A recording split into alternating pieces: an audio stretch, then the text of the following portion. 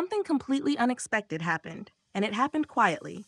No stage lights, no cameras, no dramatic countdown, just headphones, just hearts, just one voice, and that voice was Jimin's. One morning, while the world was just waking up, news dropped. Jimin has officially surpassed 600 million cumulative streams on Spotify's US chart. Not worldwide, not total streams, just the United States alone. This makes him the first and only K-pop artist in history to ever reach this milestone. It's not a moment of luck. It's the result of years of emotion, work, sweat, tears, and sincerity that reach people far beyond language. Let's go deeper. His second album, Muse, didn't just chart. It lived on Spotify's US weekly top albums chart for 59 consecutive weeks. That's nearly 14 months. Most albums fall off within days or weeks. But Muse stayed, because people didn't just listen, they felt. And then there's Who, a song that didn't rely on a global collaboration, an English feature, or a trending TikTok sound. Just Jimin, just his voice trembling slightly on the high notes, just that quiet ache that makes you think about someone you once loved, or lost, or couldn't forget. Who didn't just chart, it topped the Spotify US Daily Top Songs chart, something no K-pop solo artist has done alone. And it stayed on the charts for 450 days straight, more than a year of people returning to the same song every day because their hearts were not finished speaking. It has now surpassed 400 million streams in the US alone. And today, Who sits at number 84 on Spotify's most streamed songs of all time, the highest ranking K-pop song ever recorded. A song in Korean. A song without flashy promotion.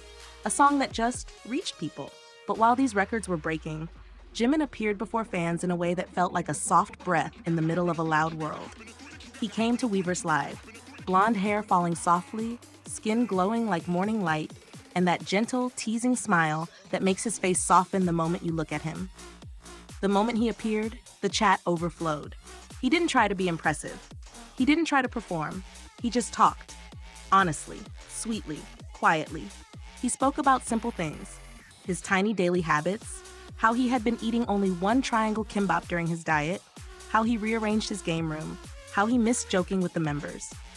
He read fans' messages one by one, laughing softly, pausing to think before answering. Taking his time, no rush, no ego, just presence. Then a fan asked him to play something on the guitar, the same guitar that actor Ryan Gosling sent him with admiration, and he did. His fingers were a little unsure. His voice was soft, almost shy, but that's what made it beautiful. It wasn't a performance. It was Jimin letting us sit in the room with him, and when fans told him, "Your skin is glowing," he laughed, looked down, and said quietly, "I put on makeup." Still humble, still real. Still the same boy who once stood backstage, nervous, hoping someone in the crowd would see him.